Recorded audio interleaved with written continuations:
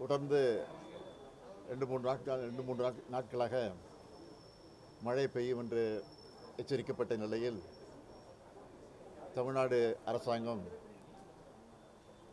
அது குறித்து தொடர்ந்து ஆய்வு நடத்தி முன்னெச்சரிக்கை நடவடிக்கை எடுப்பதற்கான எல்லா முயற்சிகளும் ஈடுபட்டிருக்கிறோம். அது உங்களுக்கு நல்லா தெரியும். நேற்று இரவு கடுமையான மழை பெய்திருக்கிறது, தொடர்ந்து பெய்து கொண்டிருக்கிறது. இன்று இரவு கரையை கடக்கும் என்ற செய்தி வந்திருக்கிறது. ஆக இந்த நிலையில் நம்முடைய கண்ட்ரோல் ரூமிலே நாங்கள் சென்னை மாநகராட்சியினுடைய ஆணையர், காஞ்சிபுரம், திருவள்ளூர், ராணிப்பேட்டை, செங்கல்பட்டு ஆகிய ஆட்சித்தலைவர்களோடு தொடர்பு கொண்டு அங்கே இருக்கக்கூடிய நிலவரங்களை எல்லாம் கேட்டு தெரிந்து கொண்டோம்.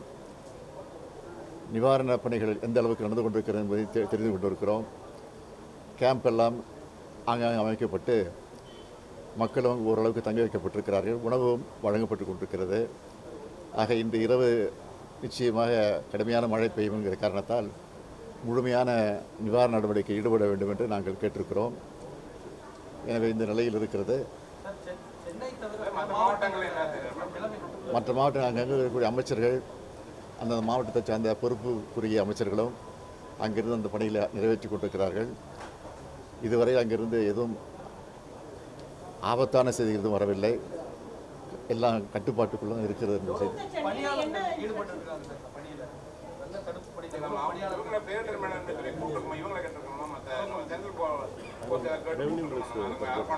வருவாய்த்துறை அமைச்சர் நீட்டாக சொல்லுவாங்க.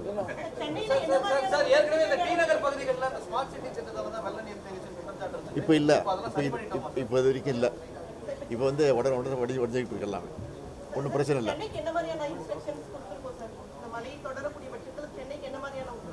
சென்னையில் எங்கே தண்ணி தேங்குமோ அந்த இடத்திற்கு முன்கூட்டியே நாங்கள் அதுக்குரிய நிவாரண நடவடிக்கை ஈடுபட்ட காரணத்தினால இப்போ இது வரைக்கும் எந்த பிரச்சனையும் இல்லை என்பதுதான் எங்கள் செய்தி.